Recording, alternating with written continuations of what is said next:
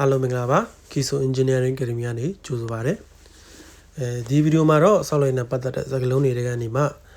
AutoCAD နဲ့သက်ဆိုင်တဲ့စကားလုံးတွေကိုခုတို့ပါတွေကိုပြောပြပေးသွားမှာဖြစ်ပါတယ်ဂျပန်နိုင်ငံမှာအရင်ကတော့ဒီ GWCAD ကိုတော်တော်များများသုံးကြတယ်ဒါပေမဲ့နောက်ပိုင်းကျတော့သူတို့မှရှိတဲ့ company တော်တော်များများကဒီ AutoCAD ကိုသုံးပြုလာကြပါတယ်အဲ့မလို့ဒီမြန်မာနိုင်ငံကနေလာပြီးတော့အလုပ်လုပ်မဲ့သူတွေလည်း AutoCAD ကိုသုံးတဲ့အခါစကားလုံးတွေကိုသိအောင်လို့ဂျပန်နေနဲ့စကားပြောဆိုတဲ့အခါပြောနိုင်အောင်လို့ဒီဗီဒီယိုလေးကိုလုပ်ဆောင်ခြင်းဖြစ်ပါတယ်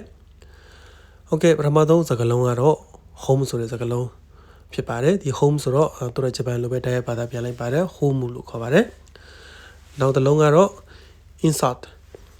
ကိုဘယ်လိုခေါ်လဲဆိုတော့ so new လို့ခေါ်ပါတယ် so new insert ဖြစ်ပါတယ်နောက်တစ်စကားလုံးတစ်ခုကတော့ annotate ကို chushaku လို့ခေါ်ပါတယ် chushaku နောက်တစ်စကားလုံးတွေကတော့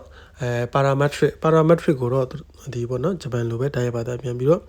parametric လို့ခေါ်ပါတယ် parametric နောက်ထပ် view ဆိုတဲ့စကားလုံးကိုတော့ hyoji လို့ခေါ်ပါတယ် hyoji ကို view ပါ view ကို hyoji လို့ခေါ်ပါတယ်နောက်ထပ်စကားလုံးတစ်ခုကတော့ manage ပေါ့နော်ဒီ manage ကို kandi လို့ခေါ်ပါတယ် kandi ကျွန်တော်စက်ကို kandi လို့ပါတော့သုံးတဲ့ kandi ဖြစ်ပါတယ်နောက်ထပ်စကားလုံးတစ်ခုကတော့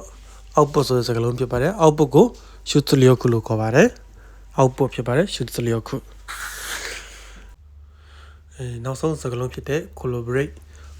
ကိုသူကဂျပန်လိုပဲဓာတ်ရိုက်ဘာသာပြန်ပြီးတော့ collaborate လို့ခေါ်ပါတယ် collaborate